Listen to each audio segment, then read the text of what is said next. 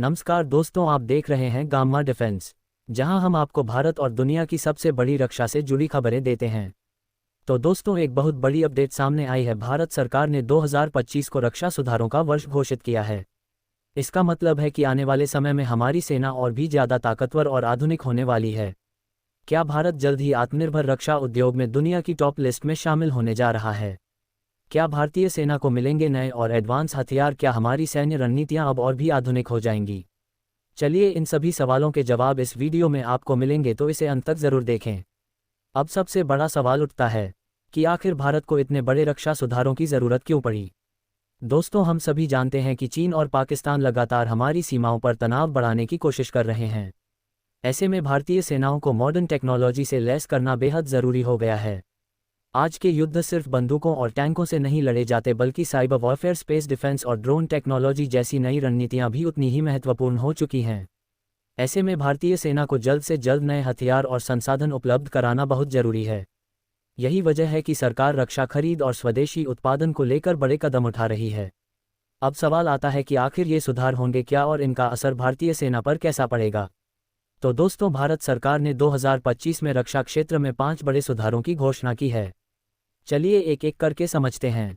सबसे पहले बात करें स्वदेशी रक्षा उत्पादन की। मेक इन इंडिया के तहत सरकार चाहती है कि ज़्यादातर हथियार भारत में ही बनाए जाएं। डीआरडीओ और निजी कंपनियों के बीच साझेदारी को और मजबूत किया जा रहा है, ताकि आने वाले सालों में भारत को हथियारों के लिए विदेशी कंपनियों पर निर्भर न रहना पड़े। सरकार का लक्ष्य है कि 2030 तक 70% रक्षा उपकरण भारत में ही बनाए जाएं।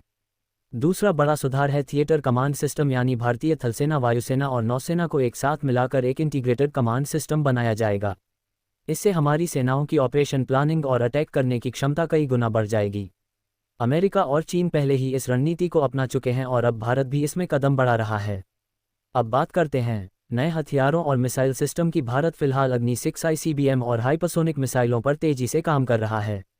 इसके अलावा भारतीय वायुसेना को नए फाइटर जेट्स और एडवांस ड्रोन सिस्टम मिलेंगे। वहीं नौसेना के लिए नए युद्धपोत और सबमरीन भी तैयार की जा रही हैं।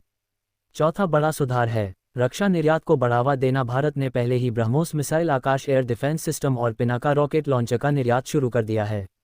अब सरकार चाहती है कि 2029 तक भारत 50,000 करोड़ रुपये के रक्षा उत्पादों का निर्यात करे। और पांचवां सबसे जरूरी सुधार है डिजिटल और साइबर डिफेंस को मजबूत करना। आज के समय में सिर्फ जमीनी युद्ध ही नहीं, बल्कि साइबर वॉरफेयर भी सबसे बड़ा खतरा बन चुका है।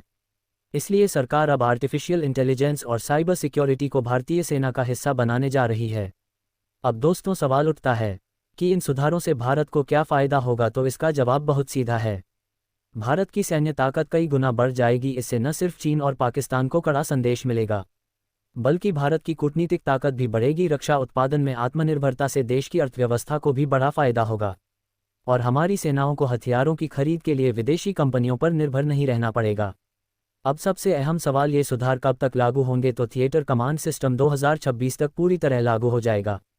नई मिसाइलों और हथियारों का विकास 2027 तक पूरा होने की संभावना है और भारत की रक्षा उत्पादन क्षमता अगले 5 वर्षों में दोगुनी हो जाएगी। साइबर सुरक्षा और डिजिटल डिफेंस में भी अगले 3 वर्षों के अंदर बड़े सुधार देखने को मिलेंगे।